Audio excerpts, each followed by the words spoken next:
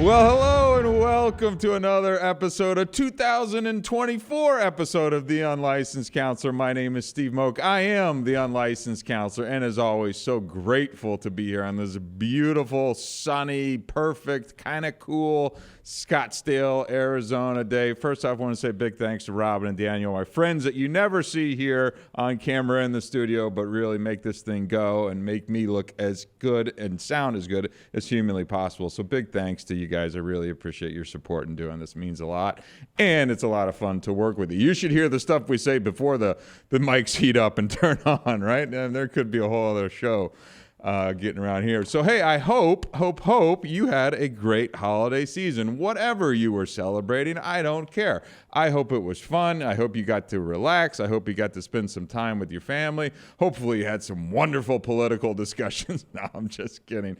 You know what? But really, I had a great time with my family, but that's a little but with a comma afterwards. But I do have some interesting kind of follow-up that kind of came to mind after I went skiing and took my daughter skiing and saw the cousins and my brother and my parents up in Park City, Utah.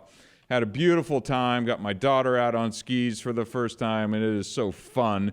I've been a skier my whole life to kind of see a little 4-year-old on the magic carpet there with the edgy wedgie connecting the skis and getting the French fry and the pizza going. It's just a lot of fun. It's just a lot of fun, a lot of family time. But like I said, with that family time kind of came some lessons that popped into my mind.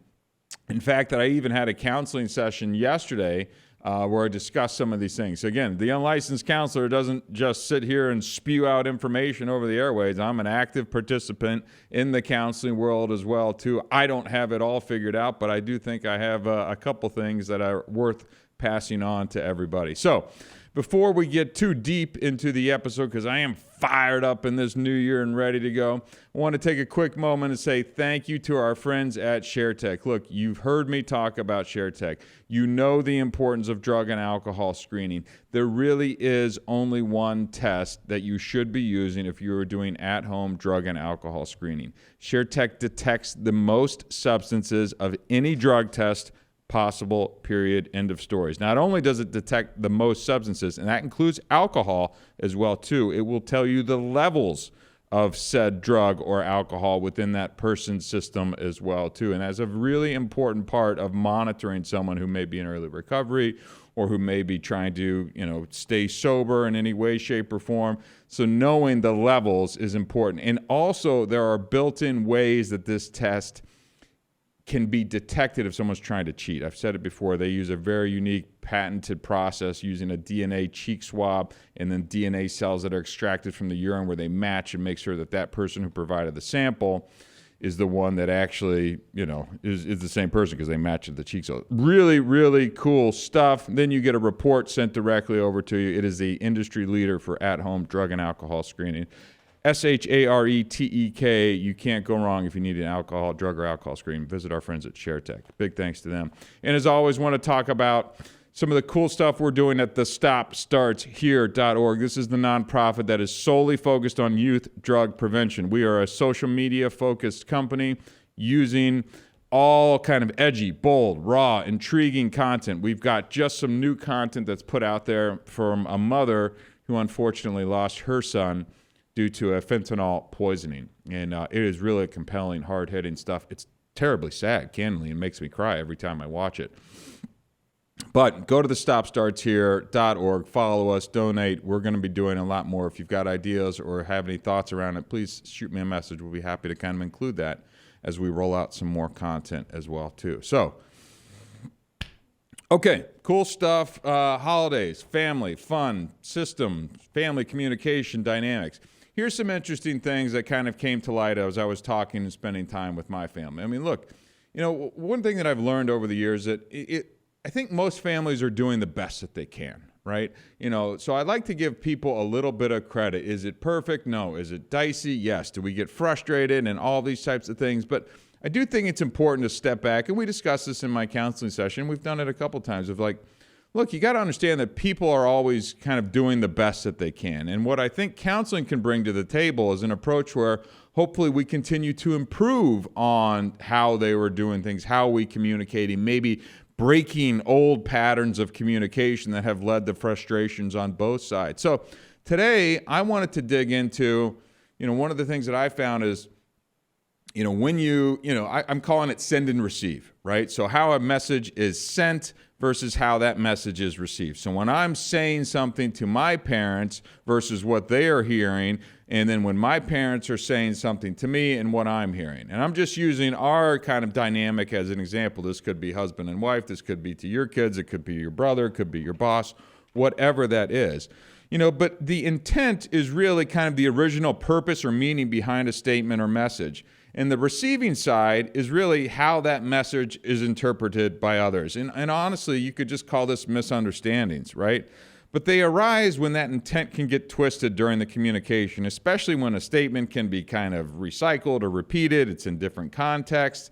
That's when this twisting kind of occurs. So, first off, I just wanted to kind of say what intent and receiving is in terms of how I'm doing this. And again, I'm kind of calling it send and receive. But there are a lot of different ways and hows messages get twisted, right? So number one would be context changes. So you have a comment in the original context that was said, and then when it gets repeated, maybe it gets twisted a little bit. Maybe the perceived meaning gets changed a little bit. So all of a sudden, when you're receiving that message, it's not exactly how it was intended to be delivered, right? And then I've got examples of all these, and I want to roll through that really kind of highlight some of this as well, too. And I think they're examples that hopefully you've probably heard or used or experienced in your own world. But number two, on kind of the tone and the twisted, is the nonverbal and tone as well, too.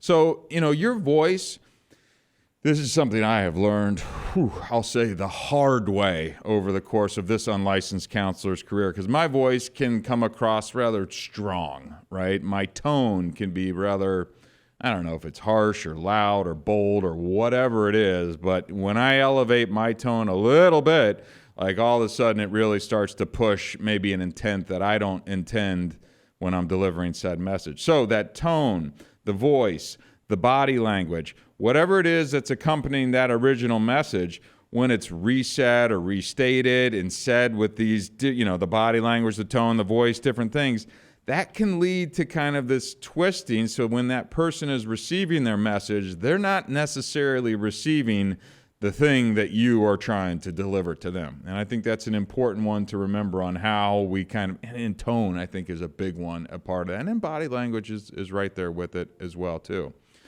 But let's also remember number three, personal biases, right? The receiver's personal experiences, biases, and current emotions can color how they interpret that message, right? So depending on what's going on your day, right, you can be hearing that same message in a certain mood and be received one way, versus maybe a different day you're in a more positive mood and that same message is delivered in the same way and you receive it in a different way. So just things to keep in mind as we have these filters that we're accepting these information and these comments through, right? And number four is right up the alley too of selective hearing, right? We've all been guilty of this at different points in time. People might selectively hear parts of a message that they align with when their beliefs and concerns and ignore the other parts. I think this happens a lot in the 24-hour news world, right? Like we'll just grab onto the sound bites and the bits that we want to hear that kind of align with the values or the things that we want to reinforce, right? And we kind of leave some of the rest of that stuff, out to the side. And I think that leads to a lot of, and they know that we're going to do that. And I think that leads to a lot of the polarization that we have between a lot of people and factions and political beliefs and all that kind of fun stuff. Number five is simplification, right? So, complex messages might be oversimplified when we repeat them. They'll lose some of the nuance. They'll lead to some generalizations, right? So again, that message when sent that one way, now if it's simplified, it may not have that same intent when it's being received by the other person as well, too. And number six, and this is one that, this is really what brought this entire topic to my mind, is just those family history and patterns of behavior that we've been ingrained in for, decades. I'm 44 years old. This probably started when I was 10 or something like that. It probably started sooner, but I think I start remembering things around that time. So, when you get into these entrenched patterns, specifically within a family system, and that, mom or dad says something and you react this way, and then your reaction leads them to this. And those things just go on over the course of decades and probably get worse, especially over the teenage years. And then a young adult, you're trying to find your ways. And now when does a kid kind of become adult, and what does the parent and kid relationship look like? I mean, these are challenging times and things, and if not kind of thought through with some intentionality and how the communication patterns shift over time, could lead to you staying stuck in the same patterns that you were talking to your parents with when you were 16 years old. And now you're 44 years old and you're going, wait a minute, this when you say that, it immediately brings me back to that emotion. It immediately triggers this response that we've had. And then we're engaged in some kind of, competitive dialogue or banter, or kind of trapped in those same patterns. And I think it's something that you really, I've found counseling to be really beneficial to help me, in terms of working through this, because when you step back with, a third party who's not a part of those, and they're able to see, because I've gone to counseling with my parents just so we can address some of these things and go, oh, wow, look, what I said was nowhere near what you heard. And the way that you just responded is the way that I'm trying to avoid a response. So you get stuck in these things. And until someone really steps back and goes, wow, look at this. Look at how you guys are interacting. And then it's not berating us or something like that. You're just going, oh, holy cow. That's the same way that we've communicated for 30 years. And it kind of goes back to that parent-child thing when you were 16 years old and you're still doing that. So what do you do in order to kind of move that, to get away from that, right? And I have a whole list of kind of ensuring, accurate reception of the intent. But let me go through some examples before I even do this, because these are things that I wrote down that have probably popped up in your world that I know that I have faced as well. And again, this could be parents, this could be girlfriend, boyfriend, husband, wife, kids, right? So number one was, I need some space, right? So the intent being, I need some time alone to kind of think, right? Now, the person on the other side, again, when possibly twisted, that gets interpreted as a desire to end the relationship, right? So, think about the drastic twistedness that can have of just someone saying, I need some time alone to think. And then the other person, again, depending on what filter they're feeling, that mood that they're in, desire to end the relationship. That's a drastic miscommunication, right? That could have serious consequences. Another one that I've heard, and I've said this one plenty of times, you're always on your phone. Right? You're always on your phone. So my intent is, and I don't do a good job of saying this, is I'm feeling neglected, right? I'm feeling neglected. The other person may be on the other end receiving this as, hey, you're being antisocial or you're addicted to your phone, right? So vastly different messages that are being sent out and a message that's being received there as well, right? I've said this one to my daughter. I don't say it in kind of the tone that I'll probably say it here, but this room is a mess, right? My intent is just for a desire for a little cleanliness. I'd like the room to be picked up a little bit. And what she may hear, and maybe it was my older stepdaughter or stepson or something like that, the twisted thing is, you're critiquing someone or their character, right? You're putting them down, right? So again, just these little things. And now add in a little tone shift.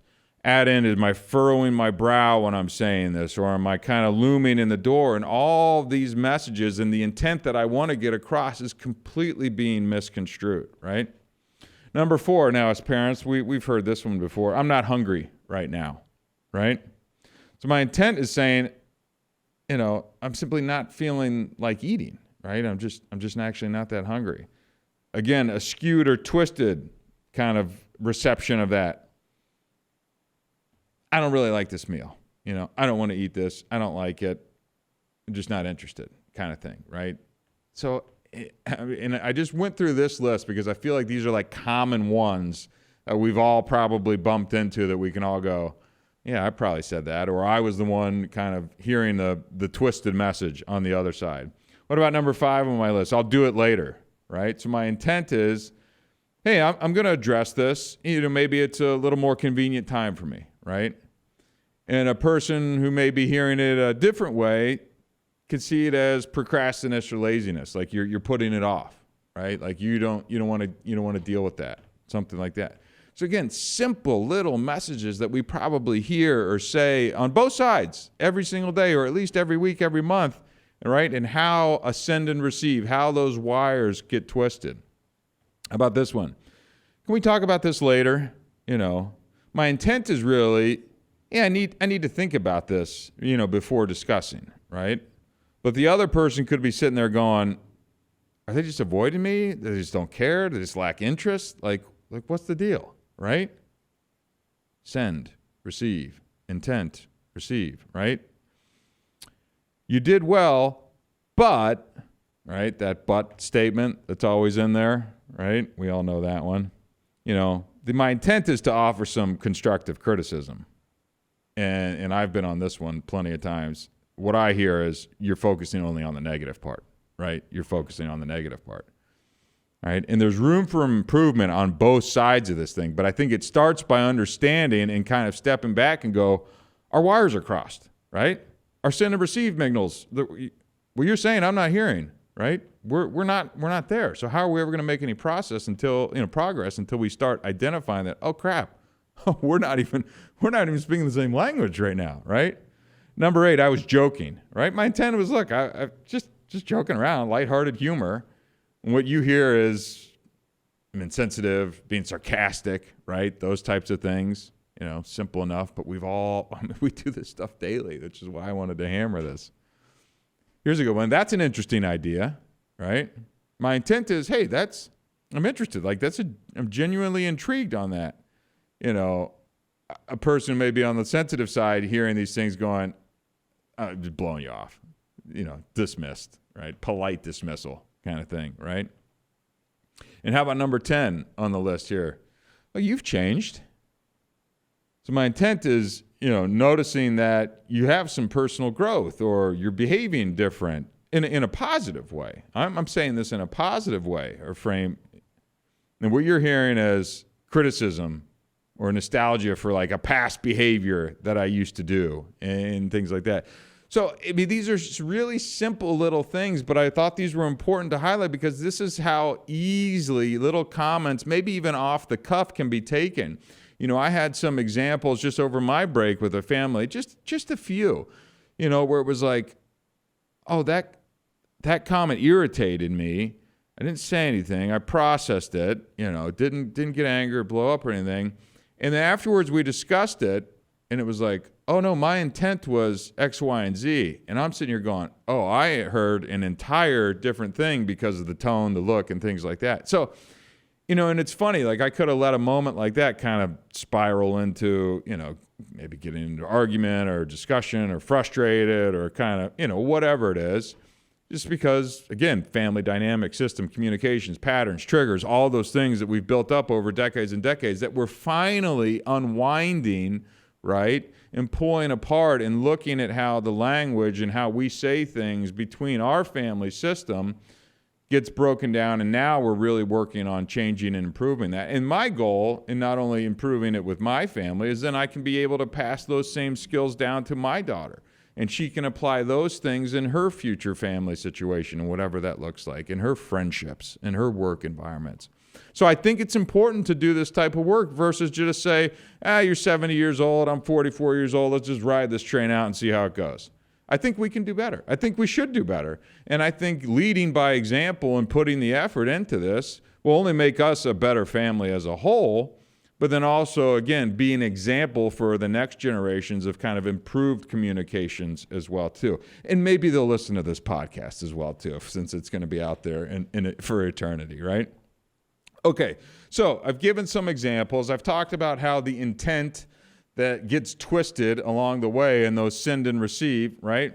But how do we ensure that that message that we're trying to say gets received the way in which we want it to be received, right? So number one, let's make sure that we're being clear in our communication. So I mean clear and specific. reduce any type of ambiguity so that we're very clear on these things. And I mean, be specific when you're doing this. And it dovetails directly into number 2 is check for understanding when you're being clear as well, too. And this is one of the things that was our takeaway, my personal takeaway coming out of my counseling session as well, too. After conveying the message, ask the receiver what they understood and make sure it aligns with your intent. It blows my mind. It doesn't anymore because it's been brought to my attention. But it's like when I said something and then we'll sit across the room and go, okay, tell me what you heard. And it's like, oh, that's what you heard? Like, oh, whoa, like, wow, we're not even close. No wonder we, result in these same kind of patterns that are frustrating for both of us. I'm like, no, that wasn't what I was trying to say at all. So being more clear. But for me personally, making sure that I ask, hey, do you understand what I was saying there? Was that clear? Do you have any questions? Does that make sense? Do you understand my intent there? Kind of that follow-up to make sure that it landed and was received in the way that it was intended to be delivered, right? So number 3 on my list for, again, ensuring accuracy in the reception of that message is mindful listening. So encouraging family members to listen attentively and openly without jumping to conclusions. That's a lot easier said than done. I know I'm not just going to beat up just on my family, but it's like I can see when you're working on your response and not listening. Like you've got a thought that you need to get out. And I get that. That's why I might suggest writing things down as you're kind of going so you can still listen but not lose your thought. I get that.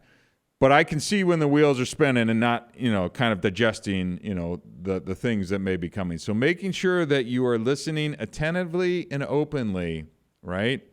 And you really don't want them to jump to the conclusions because that's that old pattern that we've probably been doing forever. It's like, I know what he's going to say. He's going to get angry right here and I'm going to get it. Like, try and back that off. Try and take that pause and take that breath, right? So number 4, avoid assumptions. Don't assume others know your feelings or thoughts. Express them clearly. Look, this has been something I've worked on my entire life. The mind reading thing, right? I expect you know me, you love me, you've been with me, we live together. You should know me and how I operate and how I think and how I feel on these things, right? It's just stupid. It's a stupid way to do it. I get how my brain kind of goes there because you kind of feel like you've been with someone forever and they should know these things about you. And there's a touch of that in there. But stop trying to assume that they can read your mind. Use your words, as they would say, right? I know there's a couple people in my family who are hearing that right now and smiling wherever they are driving around. There you go. That one's for you. But I do agree with it. You got to say what you're feeling, right? And say it appropriately, mindfully, and using the appropriate tone as well, too. Right? Number 5 is the feedback loop. So let's create an environment in the family where those members can comfortably provide and receive feedback on their interpretations. Look, what it's taking in my family system now is just kind of some, a third party, mediator, counselor, right? To be able to kind of say openly maybe things that we've all wanted to say or needed to say that maybe haven't been said, right? And maybe your family doesn't need a counselor. Great, good for you, better than me. But ours does for now. And it's really opening up the kind of way in which we communicate. And that feedback loop is kind of gone through a counselor, and they'll push it right back. He'll push it back to me and say, okay, Steve, do you repeat back what you just heard right there? And it's an exercise. And like I always say, this stuff takes practice to kind of make sure that you're hearing those things and can be asked questions and you're interpreting / receiving that message how it's intended to be delivered, right?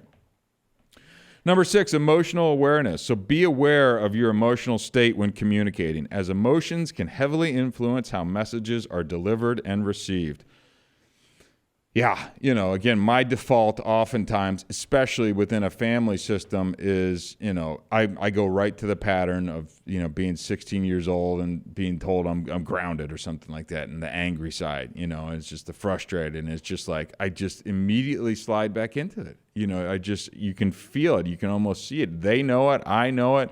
They do things that feel controlling. I slide into this thing, and it's just like, boom, we're right back to that place in 1995 or whatever the heck it is, So making sure that you understand if you're angry, if you're mad, if you're sad, and how you're delivering that message, how you're receiving. Know what your emotional state is when you're either delivering that message or receiving that message, and then think, pause, understand how that may, make an impression on that message. Again, either sending or receiving. So just something to be aware, your emotional awareness in this kind of context, right?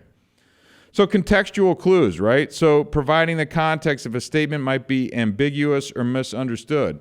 So making sure that you're kind of seeing the whole scope of everything as it's going on. Again, the goal of this is to ensure an accurate reception of the intent. So make sure you understand the context when these things are being said and received as well too. Number 8, nonverbal communication, right? We all know nonverbal communication. I don't know if we know exactly how strong it is, and it is very strong, right? So being mindful of your body language and your tone as they convey just as much as your words do, right? Just as much as your words do. And I don't think we understand that enough. If I'm just standing there scowl with my arms folded staring at you, and I could be saying it in the nicest tone, but, I'm clearly not conveying the same thing that my words are by how I am standing there looking at you, scowling over you, right? Be very aware of that. Arms crossed, eye contact, tone, all of these things, really trying to, especially if you're going into an important conversation, making sure you have an idea of what your tone, what your body language looks like as you're going into these things. Number 9, avoid oversimplifying. So be cautious not to oversimplify complex message. It can lead to a loss of the important details, right? I've seen this, sometimes when getting these conversations with my dad where it's just like, little bits and bites and these kind of, oversimplified little sound bites. And I'm like, no, let's make sure we're actually saying, the real meaty stuff that needs to be said here and not sound bites. And I'm not, beating up on anybody here, but let's say exactly what we're meaning, what we're thinking clearly, and not just trying to simplify or gloss over. I mean, you really got to dig in to some of this stuff. And I think that's important because we don't want to lose the details, because I think it's important to make sure that we're speaking about the same things. And number 10, and the last one on my list, in terms of ensuring accuracy and reception of intent, patience and openness, right? Approach these conversations, ahead of time. Having already thought about this, have some thoughts going into it that I'm going to be patient, I'm going to go slowly, I'm going to be willing to kind of see their point of view and understand, be open to listening, be actively listening. I want to ask questions, I want to clarify, and I want to react slowly, right? React slowly. And really try and think about what that could mean when they're saying it, not just how you immediately want to feel when you hear it. And if you can start to do a few of these things, I think you might be able to start clarifying this send and receive, these transmission errors, these miscommunications that so often happen. Again, I'm speaking kind of in a family systems environment. I'm fresh off a lot of family time. It was a great time, don't get me wrong, but it doesn't mean there's not always room to improve. And it was really great to even have a counseling session yesterday to kind of, digest all these things. Well, this was said, I felt this, my immediate reaction was that, I didn't do that, how could I do better? How can I clarify? I don't think they intended to say that. And so that's where this really kind of came from today. And I thought, let's just get out there and let's share this with everybody else. I'm sure everybody else had some send and receive errors over the holidays, right? In my family, we're not even a bunch of boozers. So I'm sure there's some real send and receive errors out there in the world, given some of the holidays and the parties and all that kind of good stuff. But hey, I thought this was worthwhile. I always think this stuff is worthwhile. Otherwise, I wouldn't bring it to your ears and sit in front of a microphone and talk about it. But, if you have any other thoughts, go ahead and follow me at The Unlicensed Counselor on Instagram. Find us on Facebook. Send me a message if you got other ideas or things that I missed. I'd love to hear it because I love to kind of keep these conversations going. But that's it for 2024. First one under the books. My name is Steve Moak. I am the Unlicensed Counselor. Until next time, thank you very much.